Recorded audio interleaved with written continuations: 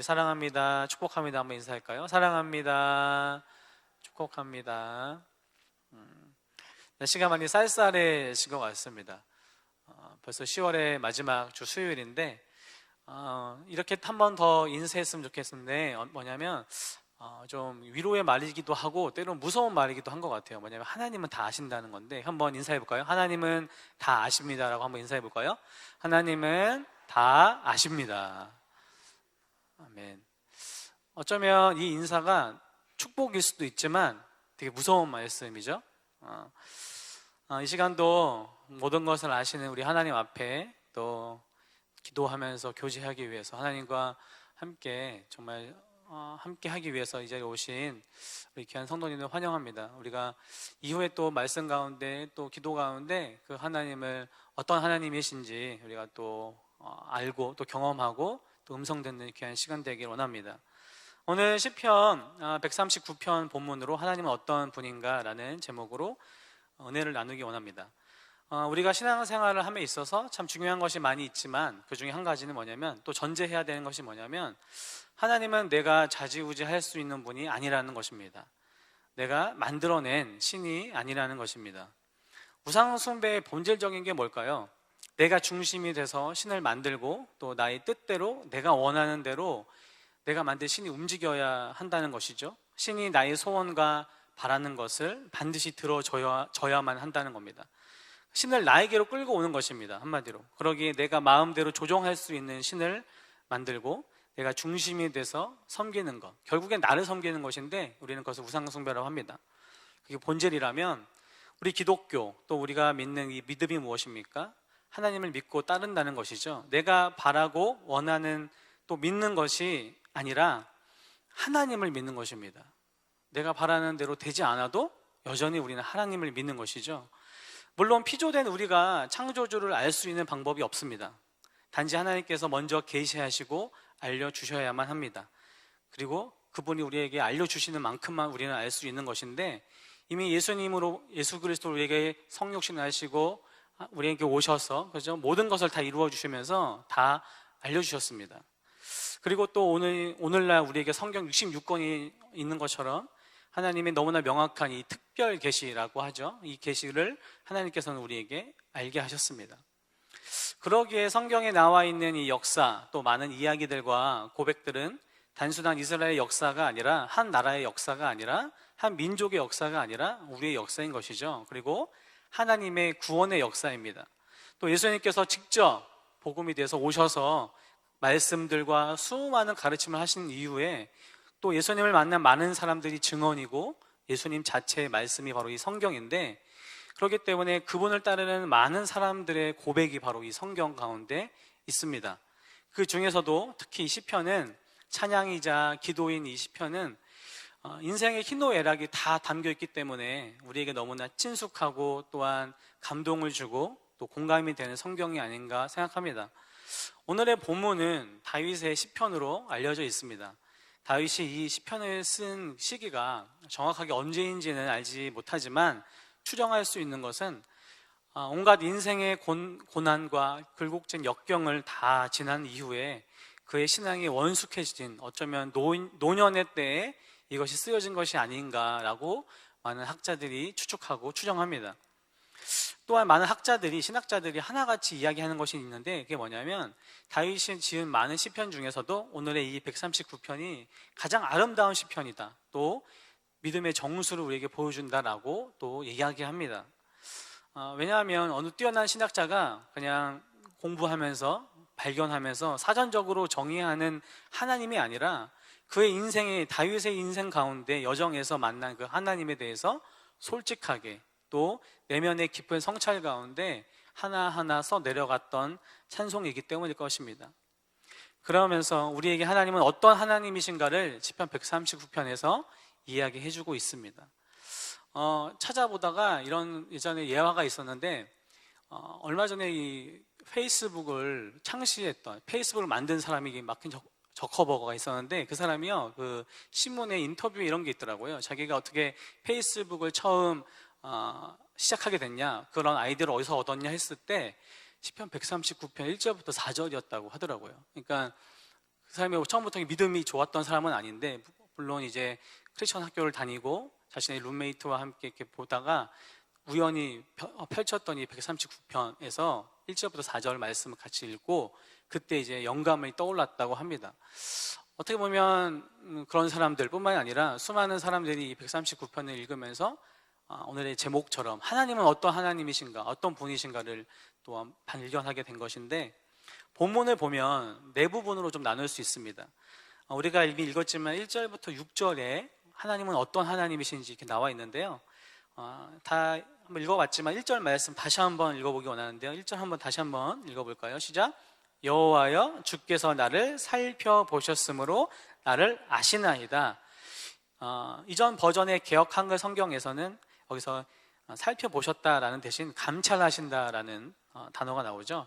감찰은 자세히 살피다, 또 이렇게 얘기하고 있습니다. 그런 뜻인데, 하나님께서는 우리를 자세히 살피신다라는 것입니다.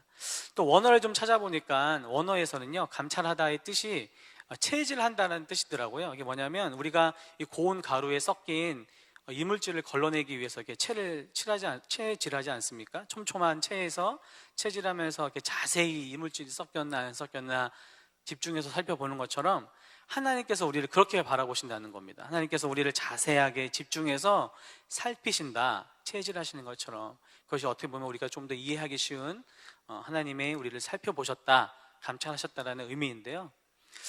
어떤 것까지 우리를 바라보시는가 2절에 나와 있습니다. 주님께서 내가 앉고 일어섬을 아시고 멀리서도 나의 생각을 밝히 아신다. 또 뒤에 나오는 것이 뭡니까? 나의 모든 길과 내가 눕는 것을 살펴보셨고 나의 모든 행위를 익히 아신다 라고 말씀하고 있죠. 결국에 앉고 일어서는 것, 내 생각, 내 모든 길과 눕는 것까지 하나님께서는 주목해서 집중해서 우리를 살펴보시고 계신다는 겁니다.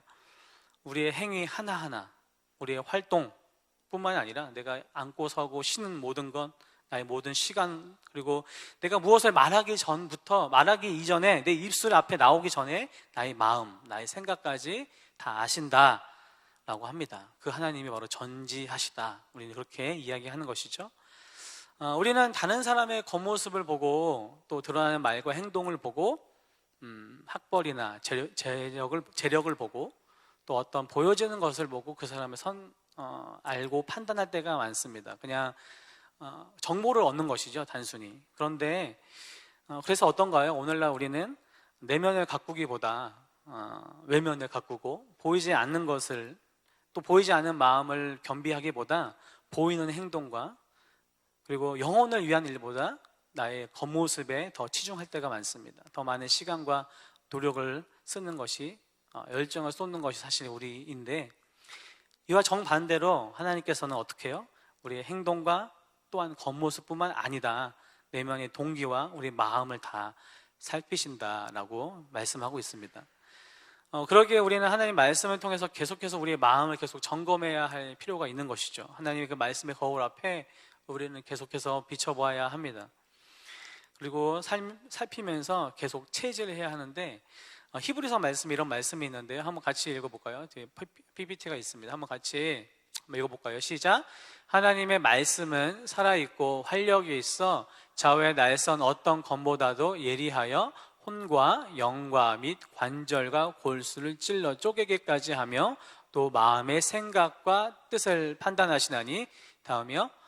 지으신 것이 하나도 그 앞에 나타나지 않음이 없고 우리의 결산을 받으신 이의 눈앞에 만물이 벌거벗은 것 같이 드러나니라. 아멘. 결국에 하나님 눈앞에 있는 우리가 벌거벗은 것 같이 다 드러난다 말씀하고 있습니다. 그런데 이처럼 모든 것을 아시고, 그죠? 모든 것을 이렇게 집중해서 살피시는, 체질하시는, 어떻게 보면 감찰하시는 그 하나님께서 어디에 계시는가가 참 중요한데, 이 다음에 그 두 번째 부분이 이 부분이죠. 시간과 장소의 제약을 받지 않으시고 어디에나 계시다라고 7절부터 12절까지 말씀하고 있습니다. 어려운 말로 많이 들은 이야기지만 무소부재한 하나님이라는 거죠. 첫째가 모든 것을 아시는 하나님이시라면, 두 번째는 어느 곳에 계신 하나님에 대해서 두 번째 얘기하고 있는데요. 7, 8절 같이 한번 읽어봤으면 좋겠습니다. 같이 읽어볼까요? 시작. 내가 주의 영을 떠나 어디로 가며 주의 앞에서 어디로 피하리이까. 내가 하늘에 올라갈지라도 거기 계시며 스올에 내 자리를 펼지라도 거기 계시나이다. 하늘에 갈지라도, 스올이 뭐죠? 지옥에 갈지라도, 그곳에 갈지라도, 음부에 갈지라도 그곳에 계시다라고 말씀하고 있습니다. 뒤에 보니까 내가 새벽 날개를 치며 바다 끝에 가서 거할지라도 거기 계시고, 하나님의 손이 나를 인도하시고 주의 오른손이 나를 붙드시고 계시다라는 것입니다. 하나님을 피할래야 피할 수가 없는 것이죠. 하나님께서 계시지 않는 곳이 한 군데도 없습니다. 욥이 니느웨로 가라는 하나님 말씀에 불순종해서 다시스로 갈 때도, 그리고 어떻게 보면 그 큰 물고기 뱃속에 있을 때도 하나님을 피했다 생각하고 하나님 앞에 있었지만, 하나님 피했다 생각했지만 그곳에서 하나님 계셨고, 물고기 뱃속에서 기도하는 요나에게 나와서 요나를 응답하셨던 하나님을 우리는 알고 있습니다. 그런데 하나님께서 성경 가운데 되게 많은 부분에서 자신을 얘기하시는데, 예레미야에게 이렇게 얘기하신 부분이 있어요. 우리 한번 또 PPT 있는데 한번 읽어볼까요? 하나님께서 자신을 이야기하셨습니다. 같이 읽어보겠습니다. 시작. 여호와의 말씀이니라. 나는 가까운 데에 있는 하나님이요 먼 데에 있는 하나님은 아니냐. 다음 또 있습니다. 여호와의 말씀이니라. 사람이 내게 보이지 아니하려고 누가 자신을 은밀한 곳에 숨길 수 있겠느냐. 여호와가 말하노라. 나는 천지에 충만하지 아니하냐. 아무리 숨기려고 해도, 숨으려고 해도, 물고기 뱃속에 있으라고 해도, 그죠? 우리 눈에 보이지 않고 어떻게든 사람을 속일 수 있지만 하나님이 충만하지 않은 곳이 없기 때문에 우리는 하나님의 낯을, 하나님의 눈을 피할 수가 없는 것입니다. 모든 것을 아시는 분, 또 어디에나 계시는 그 하나님, 그런 하나님의 또 세 번째는 모든 것을 하실 수 있다라고 얘기하십니다. 우리가 같이 읽지는 않았지만 13절부터 18절의 말씀이 그건데요, 13절하고 14절 말씀을 한번 같이 읽어볼까요? 13절, 14절입니다. 같이 읽겠습니다. 시작. 주께서 내 내장을 지으시며 나의 모태에서 나를 만드셨나이다. 내가 주께 감사하옴은 나를 지으심이 심히 기묘하심이라. 주께서 하시는 일이 기이함을 내 영혼이 잘 아나이다. 아멘. 온 우주 만물을 창조하신 그 하나님께서 우리를 창조하셨다, 만드셨다 라고 얘기하죠.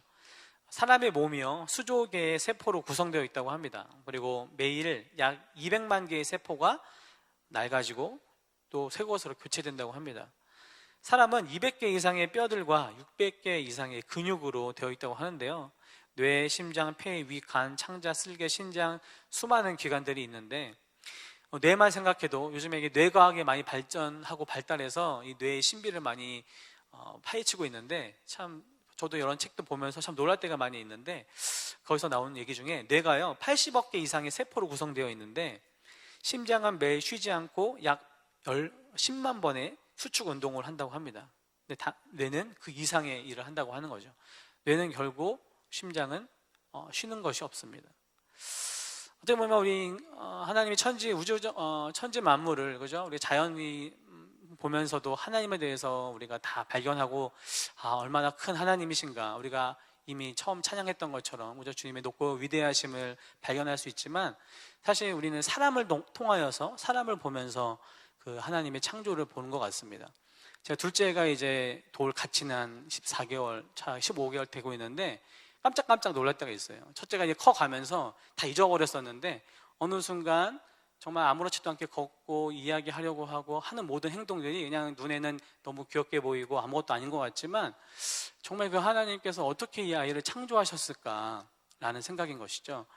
흔히 사람의 지문이 다 다르지 않습니까? 근데 지문이 다른 이유가 뭔지 아십니까? 제가 그렇다고 책을 아주 많이 읽고 그런 건 아닌데, 요즘에 육아책을 좀 보다가 깜짝 놀란 적이 있는데, 뭐냐면 이 지문이 다 다른 이유가 엄마 뱃속의 양수의 양과 양수의 농도가 다 달라서, 양수의 흐름이 달라서 그렇다고 합니다. 별로 안 놀라시는데요, 저 놀랐습니다. 그러니까 애를 키우면서 그런 거죠. 그래서 제가 이렇게 지문을 봤는데 다르더라고요. 그러니까 쌍둥이도 같은 DNA 무슨 유전자가 맞을 확률이 거의 없고 지문이 맞을 확률이 거의 없다는데, 그게 이미 양수에서 결정이 되는 거죠. 근데 하나님께서, 온 우주 만물을 창조하신 그 하나님께서 우리를 창조하셨다. 성경에서는 너무나 정확하게 또 더 얘기하는 게 뭡니까? 우리의 창자를 만드시고 다 만드셨다, 모태에서 나를 만드셨다, 내장을 지으셨다라고까지 얘기합니다. 그런데 재밌는 건 어떤 형체도 없던 때에 이미 하나님께서 모든 삶을 계획하셨다는 것이죠. 내가 태에서 짓기 이전에 계획했다. 하나님께서 우리 모든 부분을 계획하고 섭리하고 계시다라고 이야기합니다. 이 놀라운 사실을 또한 알게 하신 것이, 또 믿게 하신 것이 얼마나 큰 은혜인지요.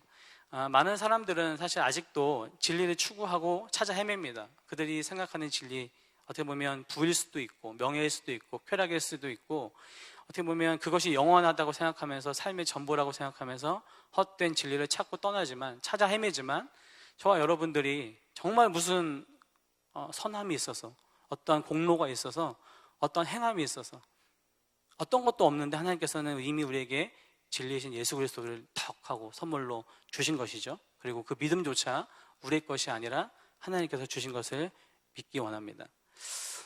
저와 여러분은 이미 길과 진리요 생명이신 예수 그리스도를 소유한 자입니다. 믿으십니까? 그것도 나의 어떠한 공로가 아니라는 것, 하나님의 은혜 가운데 우리가 죄인 되었을 때, 아니 태에서 짓기 이전에 계획하셨다는 것이 얼마나 큰 은혜인지 모르겠습니다. 근데 그 은혜를 늘 묵상하고 누리고 경험해야 할 것입니다. 근데 마지막 부분에 다윗이 아마 이런 얘기를 하는 것 같아요. 계속해서 그 위에 보면 악인들과 계속 있었던 것 같아요. 그죠? 악인에 대해서 그들의 모든 걸 또 악인을 죽이십시오, 피 흘리기를 즐기시는 자들 떠나게 하십시오, 19절부터 쭉 나오는데, 결국에는 어려움과 환난과 때론 악인들이 여전히 도사리고 있지만 다윗의 고백이 뭐였냐면 23절, 24절입니다. 이 부분이 너무나 우리에게 큰 또 이야기를 하는 것 같아요. 한번 23절, 24절 마지막으로 한번 읽어볼까요? 시작. 하나님이여 나를 살피사 내 마음을 아시며 나를 시험하사 내 뜻을 아옵소서. 내게 무슨 악한 행위가 있나 보시고 나를 영원한 길로 인도하소서.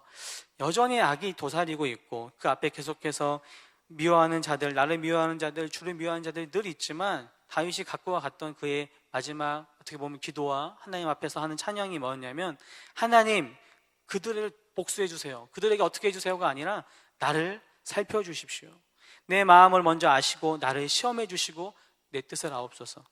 내게 무슨 악한 행위가 있나 보시고 나를 영원한 길로 인도해 주십시오 라고 고백하고 있는 겁니다.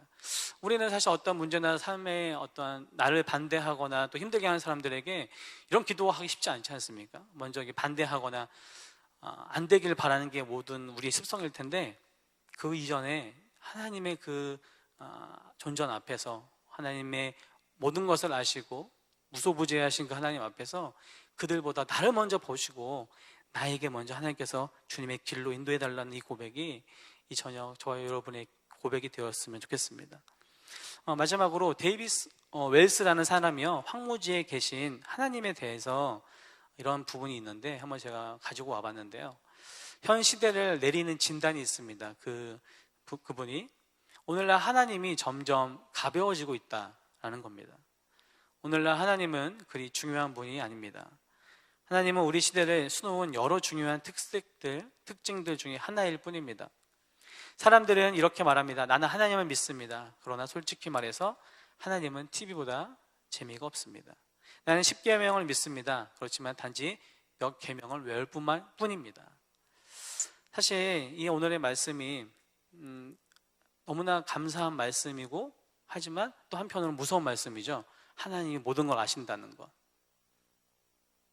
나의 어려움, 나의 고난, 나의 마음, 상처, 모든 걸 아시는 하나님이시지만 동일하게 나의 죄까지 아시는, 다른 사람 아무도 없을 때 정말 자연인인 내가 하는 생각과 행동과 모든 것까지 감찰하시는 분이라는 것. 하나님은 어떤 하나님이십니까? 여러분에게 그 하나님이 우리를 아시고, 또한 어느 곳에 계시고 전지전능하신 하나님께서 정말 우리를 또 그 말씀 앞에서 늘 바로 서기 원하시고, 또한 그 하나님과 동행하기 원하시는, 그와 같이 우리를 내버려 두신 것이 아니라 성령님을 통하여서 우리가 동행하신다고 하셨던 그 하나님, 이 저녁 시간 그 하나님의 음성 앞에 우리의 연약함, 그죠? 우리의 기도의 제목들만 먼저 내려놓기보다 정말 내가 하나님 앞에서 어떤 존재인지, 또 나의 연약함이 무엇인지, 혹시 나의 죄는 어떤 것이 있는지 솔직하게 나아가는 그런 저녁 되길 간절히 소원합니다. 우리 찬양할 텐데 우리